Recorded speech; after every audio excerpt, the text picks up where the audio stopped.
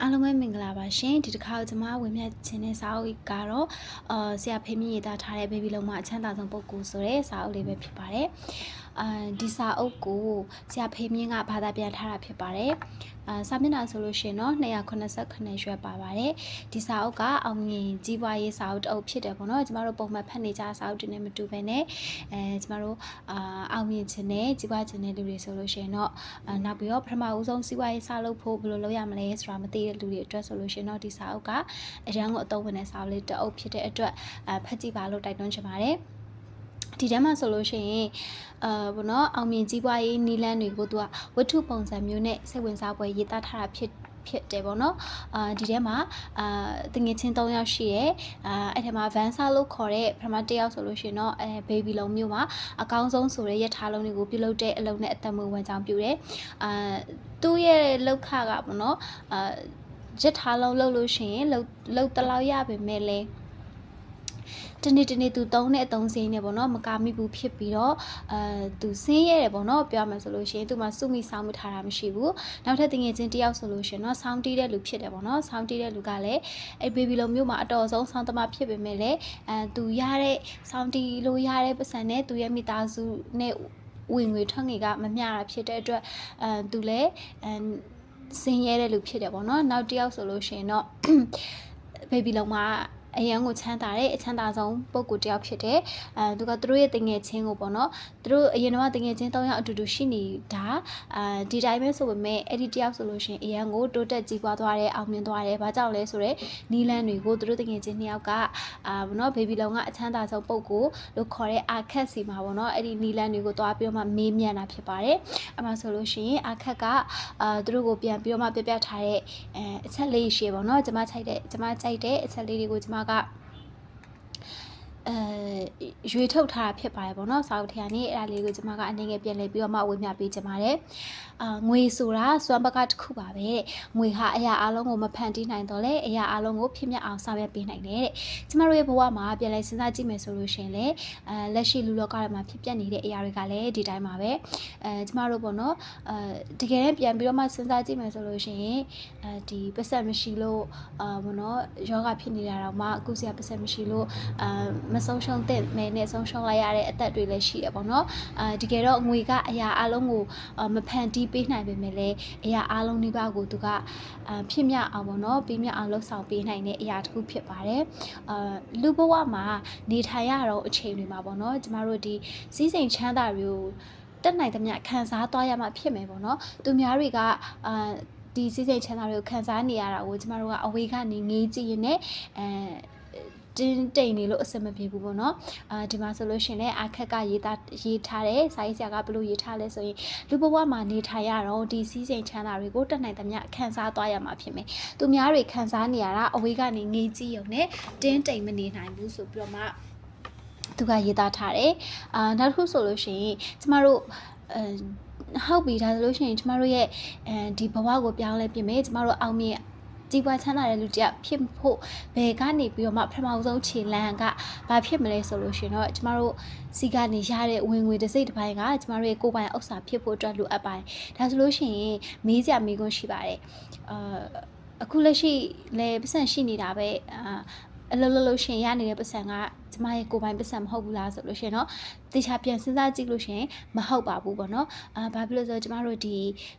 ရှားတဲ့ပတ်စံတွေကနေပြီးတော့မှစားဖို့တောက်ဖို့အတွက်လည်းရှိတယ်ပြီးတော့ကျမတို့ဝတ်ဖို့စားဖို့နေဖို့ထိုင်ဖို့ပေါ့နော်ဒီအရာတွေအကုန်လုံးကိုကျမတို့ကလှုပ်ဆောင်နေရတာဖြစ်တယ်ပေါ့နော်တကယ်တည်းပြန်ပြီးတော့မှစဉ်းစားကြည့်လိုက်မယ်ဆိုလို့ရှိရင်အဲ့ဒီစားဖို့တောက်ဖို့အရာတွေဝတ်ဖို့နေဖို့ထိုင်ဖို့အရာတွေကိုကျမတို့ကတလအလုပ်လုပ်ပြီးတော့မှသူတို့ကိုတော်ပေးနေရတဲ့ပုံစံမျိုးနဲ့တူတယ်ပေါ့နော်ဒါဆိုလို့ရှိရင်ဒီတလလောက်ပြီးလို့ရှိရင်ကျမတို့လက်ထက်မှာဘာကြံလဲဘာမှမကြံဘူးပေါ့နော်ဗလာအတိုင်းပဲဖြစ်တယ်အဲ့ဒါကြောင့်မလို့စာရေးဆရာကရေးသားထားတဲ့ဒီဝင်ငွေရဲ့တစ်စိတ်တစ်ပိုင်းကကိုယ့်ရဲ့ကိုယ်ပိုင်ဥစ္စာဖြစ်ရမယ်ဟုတ်ပြီဒါဆိုလို့ရှိရင်ကိုယ်ပိုင်ဥစ္စာဖြစ်ဖို့အတွက်ကျမတို့ဘယ်လိုလုပ်ကြမလဲကျမတို့ဝင်ငွေရဲ့10ပုံတစ်ပုံကိုစုရမှာဖြစ်ပါတယ်စာရေးဆရာကတော့ပတ်စံစုဖို့အတွက်ပြောထားတယ်ဝင်ငွေရဲ့10ပုံတစ်ပုံကိုစုပါပြီးတော့ငွေကိုခိုင်းတက်စီတက်အသုံးချတတ်ဖို့အတွက်လိုအပ်ပါတယ်ကျမတို့ကငွေရဲ့ခေါ်ဆောင်ရနောက်ကို လိုက်တာမဟုတ်ပဲပေါ့နော်ငွေကကျမတို့နိုင်တာမဟုတ်ပဲနဲ့ကျမတို့ကနေပြီးတော့ငွေကိုပြန်ပြီးတော့မှခိုင်းတက်ဖို့အတွက်လည်းအရေးကြီးပါတယ်ပြီးတော့ကျမတို့ကစီးပွားရေးတစ်ခုလုပ်တော့မယ်ဆိုလို့ရှိရင်ပေါ့နော်အမြတ်အစွန်းမတန်တဆရတဲ့အတိုးအများကြီးရတဲ့အလုပ်ကိုမလုပ်ဖို့အတွက်အကြံပေးချင်ပါတယ်ဒီအရာတွေကနောက်တစ်ချိန်မှာကိုယ့်ကိုဒုက္ခရောက်လာအောင်လို့ဖျားယောင်းပြီးတော့ခေါ်တဲ့ဟာတွေဖြစ်နေတက်လို့ပါပဲပေါ့နော်နောက်တစ်ခုဆိုရင်တော့ငွေရှာတာငွေစုနေတာကိုလုပ်နေတဲ့အချိန်တစ်ခုတည်းမှာပဲဘဝကစိတ်ချမ်းသာစွာပျော်ရွှင်စွာနေထိုင်နိုင်တယ်ဆိုတာကိုလည်းမိစေချင်မှုဆိုပြီးတော့သူကရေးသားထားပါတယ်ပြီးတော့အခက်ရဲ့နီလန်း9သွဲပေါ့နော်သူဘလို့ကြီးပွားချမ်းသာလာတယ်ဆိုတော့နီလန်း9သွဲကိုသူကပြန်လည်ပြီးတော့မှရှင်းပြထားတယ်ပထမဦးဆုံးနီလန်းကတော့ရိုးရှင်းပါတယ်ဝင်ငွေရဲ့10ပုံတစ်ပုံကိုစုပါကိုယ့်ရဲ့ကိုယ်ပိုင်ပတ်စံဖြစ်အောင်လုပ်ပါတဲ့ကျမတို့ရဲ့လစဉ်လာတိုင်းဒါမှမဟုတ်ရှင်နေ့တိုင်းဝင်နေတဲ့ဝင်ငွေရဲ့10ပုံတစ်ပုံကိုစုတာက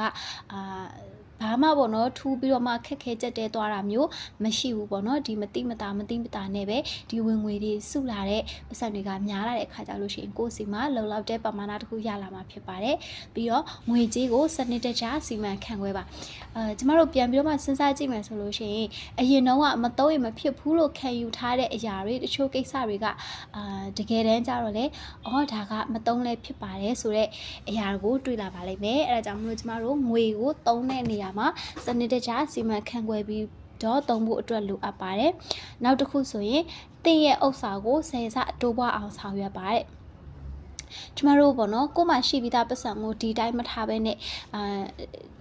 တိုးပွားလာအောင်လို့လုပ်ရမယ်ပေါ့နော်ပြီးတော့အဲ့ဒီတိုးပွားလာတဲ့အမြတ်ရလာတဲ့အမြတ်ကိုလည်းထပ်ပြီးတော့မှကိုကစားလိုက်တာမျိုးမဟုတ်ဘဲနဲ့ထပ်ပြီးတော့မှတိုးပွားလာအောင်လုပ်ပါဆိုပြီးတော့မှစာရေးဆရာကရေးသားထားပါတယ်နောက်တစ်ခုဆိုရင်တေးဥစ္စာများကိုမဆုံးပါရအောင်ထိမ့်သိမ်းကာကွယ်ပါတဲ့ကိုရင်းနှီးထားတယ်ပေါ့နော်ရင်းနှီးငွေလေးမပြောက်ပြတ်သွားဖို့ကအရေးကြီးရပေါ့နော်ကိုရင်းနှီးမြုပ်နှံမှုမပြုလုပ်ခင်ကိုရဲ့ငွေလေးသူတစ်ပါးလက်ထဲကိုထည့်မပေးလိုက်ရခင်ဒီလုပ်ငန်းကိုအရင်ဦးဆုံးလေ့လာဖို့လိုအပ်ပါတယ်အရေးကြီးတာတစ်ခုဆိုလို့ရှိရင်တော့နေချင်းညချင်းချမ်းသာခြင်းနဲ့စိတ်နဲ့စွတ်လုပ်လို့မရဘူးဆိုတာကိုတော့သတိပေးချင်ပါတယ်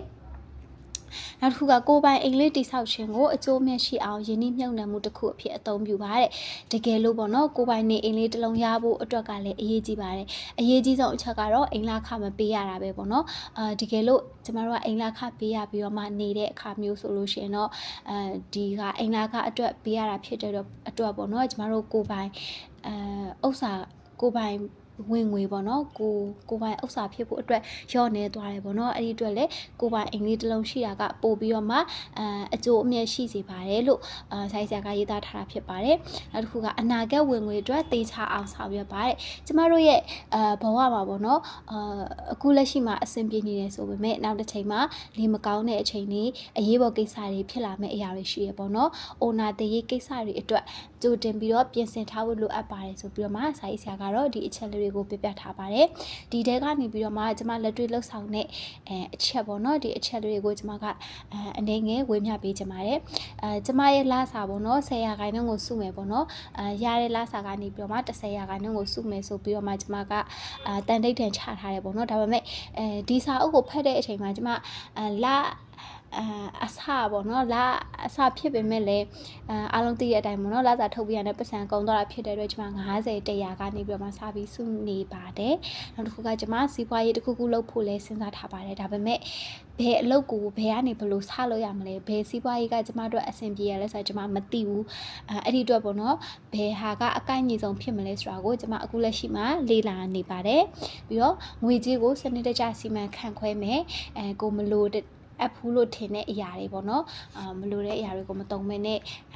ငွေကြေးကိုစနစ်တကျအသုံးဆွဲဖို့လုပ်ထားပါတယ်ပေါ့နော်ဟုတ်ကဲ့ကျေးဇူးတင်ပါတယ်